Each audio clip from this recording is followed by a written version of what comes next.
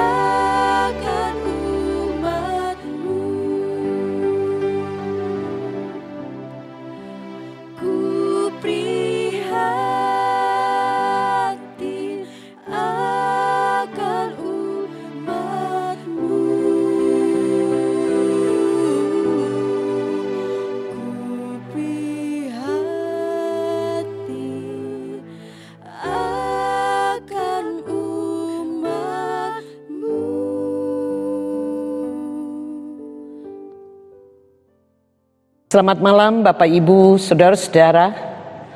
pendengar dan penonton Lentera Malam. Hari ini kita akan kembali mempelajari sebuah perikop yang sangat populer di dalam Alkitab. Karena itu sebelum kita membaca dan merenungkan firman Tuhan, mari kita satu dalam doa. Kita berdoa. Kepadamu ya Allah ya Tuhan kami menghampiri Dikau dalam kekudusan-Mu Tuhan. Kami rindu untuk senantiasa belajar dan belajar, untuk memahami apa maksud Tuhan, apa perintah Tuhan untuk kami jalani dalam hidup ini, sehingga hidup kami tidak berlalu sia-sia, tetapi hidup kami sungguh-sungguh dapat kami maknai dengan baik demi puji dan hormat bagi nama Tuhan. Berbicaralah kepada kami ya Tuhan, karena kami semua telah siap mendengarkan firman-Mu. Di dalam nama Tuhan Yesus yang adalah firman yang hidup, kami berdoa dan memohon kepadamu Tuhan. Amin. Saudara-saudara, kita akan membaca firman Tuhan dari Matius 5 ayatnya yang ke-13 sampai ayatnya yang ke-16. Perikop tentang garam dan terang dunia. Ayat 13 firman Tuhan, kamu adalah garam dunia. Jika garam itu menjadi tawar, dengan apakah ia diasinkan? Tidak ada lagi gunanya selain dibuang dan diinjak orang. Kamu adalah terang dunia. Kota yang terletak di atas gunung tidak mungkin tersembunyi. Lagi pula orang tidak menyalakan pelita lalu meletakkannya di bawah gantang, melainkan di atas kaki dian, sehingga menerangi semua orang di dalam rumah itu. Demikianlah hendaknya terangmu bercahaya di depan orang, supaya mereka melihat perbuatanmu yang baik dan memuliakan Bapamu yang di sorga. Sampai sedemikian jauh pembacaan firman Tuhan. Berbahagialah kita yang senantiasa rajin dan rindu untuk mengerti firman Tuhan dan menyediakan waktu yang terbaik selalu bersekutu dengan Tuhan. Saudara-saudara, tadi saya sudah mengatakan bahwa perikop ini adalah sebuah perikop yang selalu populer dibicarakan oleh orang. Cuman persoalannya kadang kita berhenti hanya pada persoalan garam dan terang dunia. Nah, sebuah pertanyaan penting adalah mengapa Tuhan Yesus mengajarkan tentang perumpamaan garam dan terang ini kepada murid-muridnya, bahkan kepada kita sekalian sampai hari ini. Saudara-saudara, mari kita cermati perikop-perikop sebelumnya.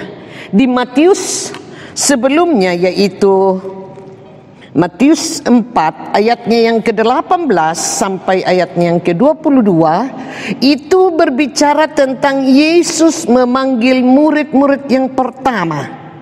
Jadi ada pemanggilan di situ. Lalu kemudian kalau kita lihat perikop berikutnya, Yesus mengajar dan menyembuhkan banyak orang.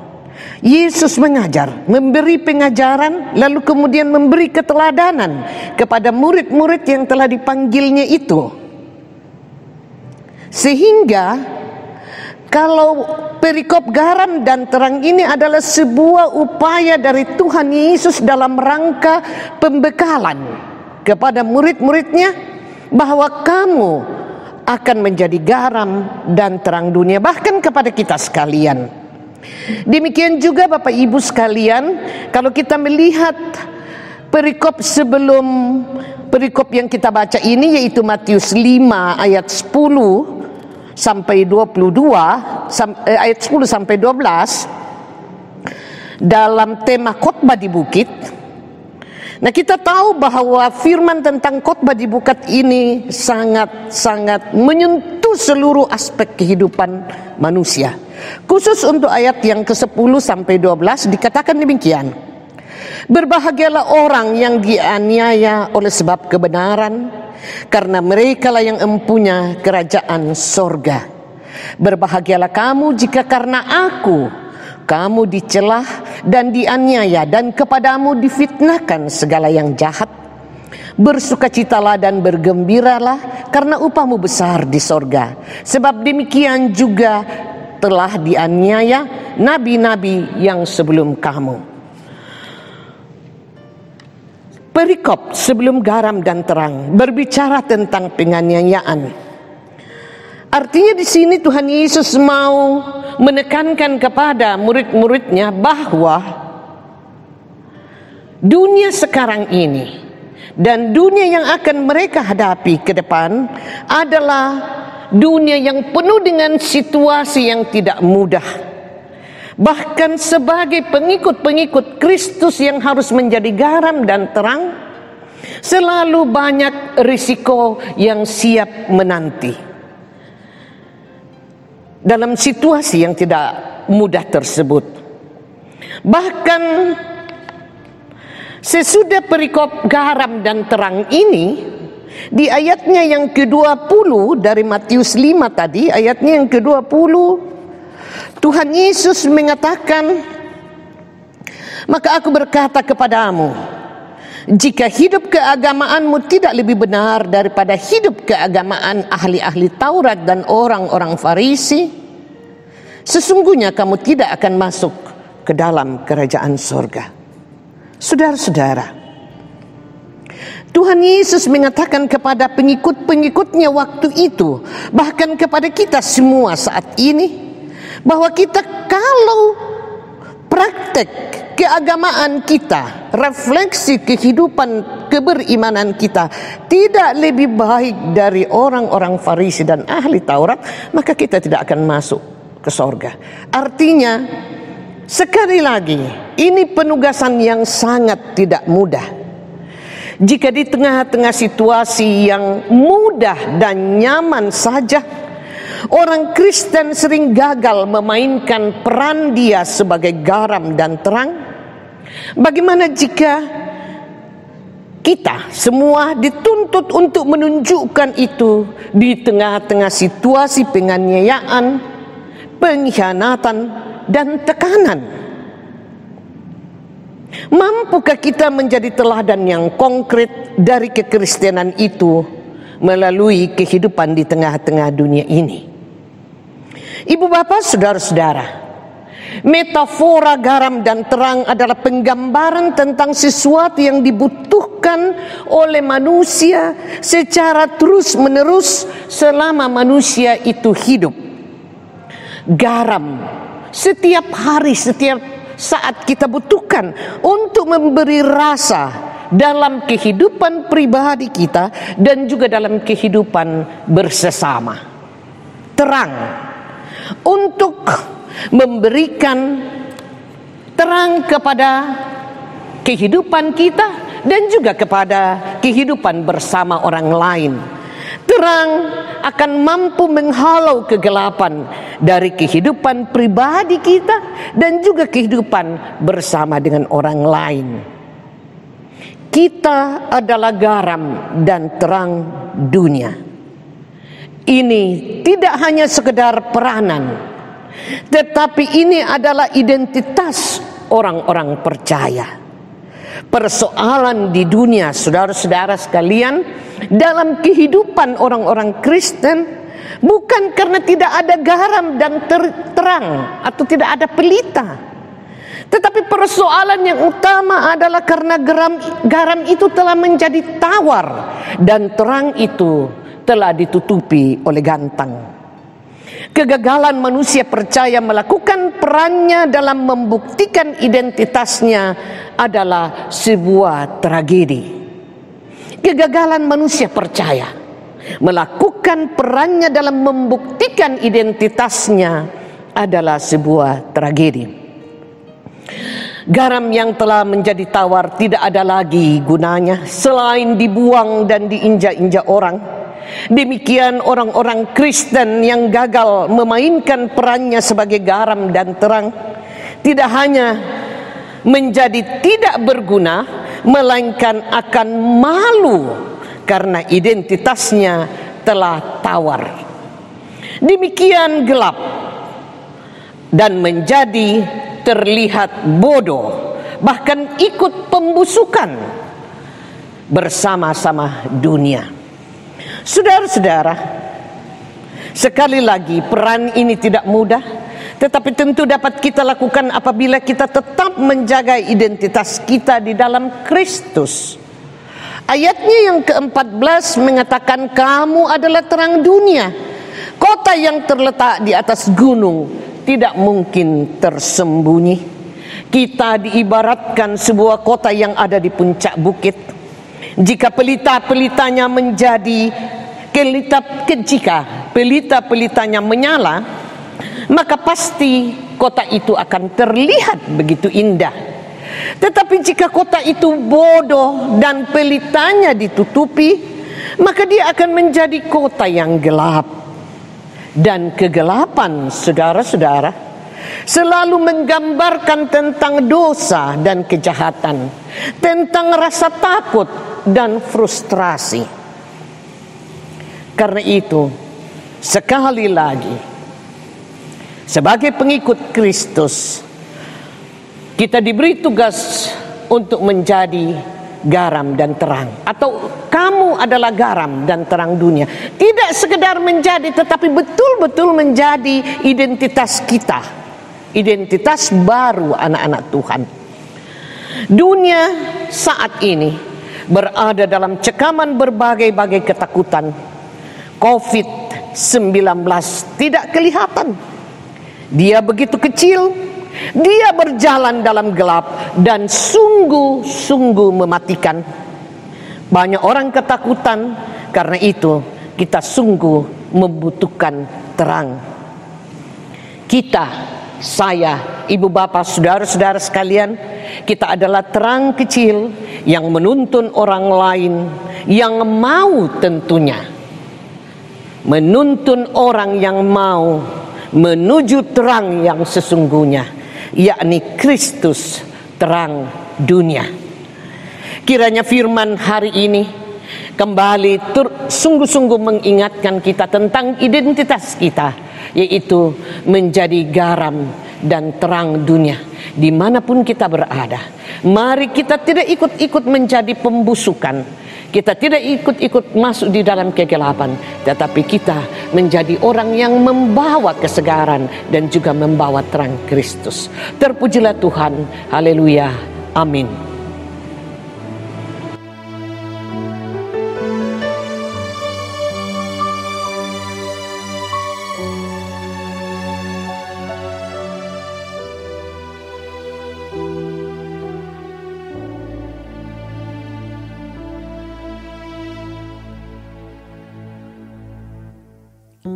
Jalanmu tak terselami oleh setiap hati kami, namun satu hal ku percaya, ada rencana yang indah, tiada terduga kasih-Mu, heran dan besar bagiku, arti kehadiran-Mu selalu nyata di dalam hidupku.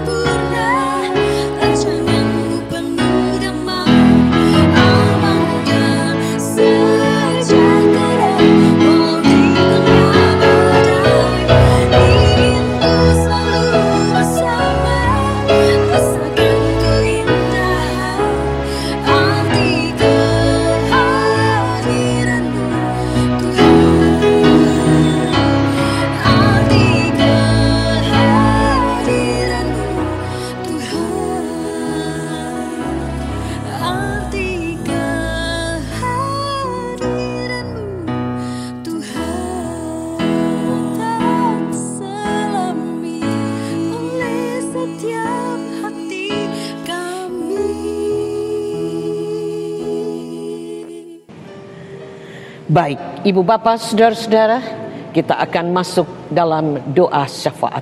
Mari kita satu dalam doa. Bapa kekasih hidup kami kembali menghampiri Dikau Tuhan. Kami sungguh bersyukur untuk firman kehidupan yang telah kami dengarkan bersama-sama, telah kami renungkan bersama-sama. Berkenan Dikau Bapa menaruh itu dalam hati kami, menaruh itu dalam pikiran dan seluruh keberadaan kami. Bahkan firman-Mu yang hidup ini mampu menghidupkan kami, menggerakkan kami untuk terus berbuat yang baik seturut kehendak Tuhan, menjadi garam dunia, menjadi terang dunia. Tolong kami Tuhan untuk senantiasa mengingat-ingat itu kemanapun kami berada, apapun yang kami temui, bahwa kami adalah garam dan terang dunia. Dunia sementara mengalami pembusukan yang amat sangat, berada dalam ketakutan yang amat sangat. Tuhan tolong kami semua anak-anak-Mu untuk selalu membawa terang itu, sekecil apapun itu, tetapi kami membawa terang Kristus, membawa orang-orang kepada terang yang sesungguhnya, yaitu Dikau Bapa. Bapa Sorgawi, teruslah kawali hidup kami, teruslah pegang tangan kami Tuhan, dan teruslah ajar kami untuk melakukan yang terbaik selagi hidup kami masih berguna. Ini doa kami Bapa, ini penyerahan diri kami. Kami mempertaruhkan seluruh hidup kami, baik kami yang ada di Toraja maupun saudara-saudara kami yang ada di tempat-tempat yang lain. Kiranya oleh kasih sayang-Mu kami senantiasa disatukan dalam kasih sayang Tuhan. Ini doa kami, penyerahan diri kami. Dengarkan kami Bapa. Kami yang datang berdoa bersyukur dalam nama Tuhan Yesus, Tuhan dan Juru Selamat kami. Amin. Demikianlah Lentera Malam hari ini. Semoga firman yang didengar boleh diterapkan dalam kehidupan kita. Tuhan Yesus memberkati. Sampai jumpa di Lentera Malam berikutnya. Salam sehat.